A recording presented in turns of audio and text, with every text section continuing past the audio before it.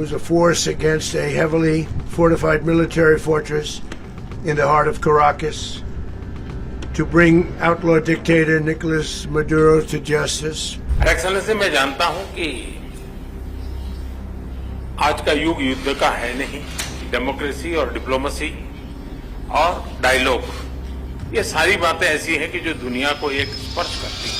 The new year began with a dramatic show of military strength by the United States, a sitting president of a country being captured by a foreign military. This does not happen every day.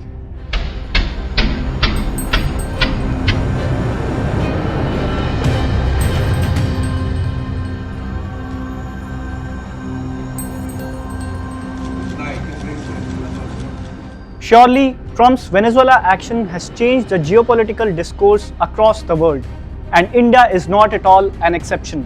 Countries across the world took sides. Some were in Venezuela's favor, calling out Trump's game plan, while others praised what the Delta forces did in Caracas. Once again, Bharat had to walk a diplomatic tightrope. Just a day after the US hit Venezuela, India's MEA issued a statement. Many have called it a very cautious, calculated statement. There was not any mention of the United States, Donald Trump, or even Nicolas Maduro. As India has always suggested, this time too, MEA called upon all concerned to address the issue peacefully. India's reaction or statement that has come out from the MEA, from the External Affairs Ministry, is very measured and obviously doesn't want to apportion blame at this stage because we have to be mindful of our own bilateral relations with the United States and other countries. See, the Europeans, they've done the same. This statement reflects India's stand that it took in 2022. Then also, India had a tough choice. The Russia-Ukraine war broke out. Despite Russia being an age-old ally of India, New Delhi's stance was diplomatically calculated. That was the time when PM Modi, sitting alongside Putin, set India's record straight on the conflict. Excellency, मैं जानता हूं कि आज का युग युद्ध का है नहीं, और हमने फोन पर भी कई बार आपसे इस विषय में बात की है कि डेमोक्रेसी और डिप्लोमेसी और डायलॉग, ये सारी बातें ऐसी हैं कि जो दुनिया को एक स्पर्श करती है. When it comes to foreign affairs, the choice of words matter a lot, and that is what we have been witnessing right now. Since his second term started, Donald Trump has been very unpredictable. You never know what's going to be his next move. One day you are a dear friend, the next day the equation is completely different.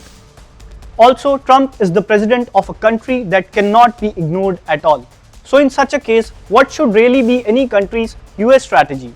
Time and again, PM Modi has echoed his nation first vision. और मोदी कहता है nation first. साथियों, भाजपा की सरकार राष्ट्र को सर्वोपरि रखती है.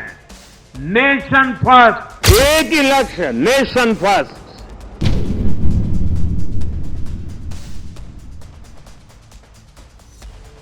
If we analyze, the picture becomes a little clearer. Whether we agree on it or not, the India-US ties have undoubtedly taken a hit after the tariffs were imposed. One of the major reasons were oil. Trump has clearly stated that he was not happy with India buying Russian oil. 25% of the total 50% tariff was just because of India's Russian oil purchase. Team Trump's members have even accused India of fueling Russia's war machinery. But India has consistently defended its energy imports. Now, after the Venezuela attack saga, the opposition in India asked tough questions to the center. और वो कुछ भी कहता है तो आप मुंडी हिला दो. तो इसीलिए देश मुंडी हिलाने के लिए आप चुन के प्राइम मिनिस्टर नहीं भेजे. यहाँ पर आपको देश की रक्षा और स्वाभिमान गर्व के साथ बात करना चाहिए, ना कि मेरी बात सुन के उन्होंने आयल कम कर लिया, मेरी बात सुन के उन्होंने शांति लाई. ये सब क्या दर्शाता है? ये सब दर्शाता है कि भारत कमजोर है. The world knows to what extent Trump can go for oil.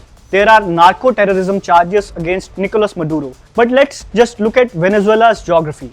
The Latin American country's oil reserves total over 303 billion barrels, and Trump knew that Maduro is sitting over this massive source of wealth. So were these strikes really about eradicating the drug issue? Trump feels emboldened after the Caracas episode. He even made shocking statements regarding India and talked about the tariffs. Prime Minister Modi came to see me. Sir, may I see you, please? Yes, I have a very good relationship with him. He's not that happy with me because, they're paying a lot of tariffs now because they're not doing the oil, but they are. They've now reduced it very substantially, as you know, from Russia. So I hope we pass this bill soon. And after Well, they this, wanted to make me happy, basically. He wanted to. Modi's a very good man. Yes. He's a good guy. He knew I was not happy, and it was important to make me happy. They do trade.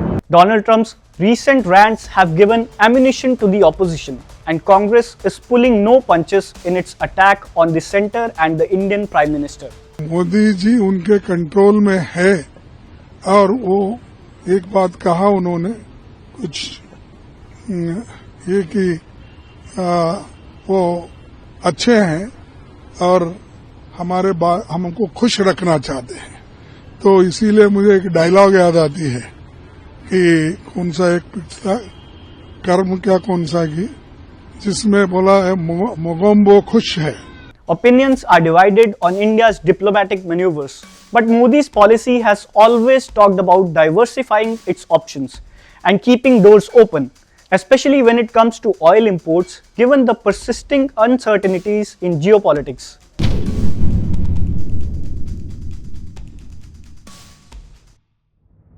Donald Trump has made it clear that for now he will control the Venezuelan oil. Before 2020, India was one of the largest buyers of Venezuelan oil.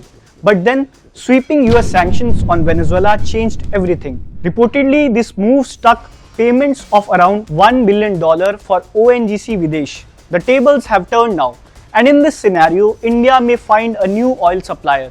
So is it really a win-win situation for India, or again, a tough decision-making scenario?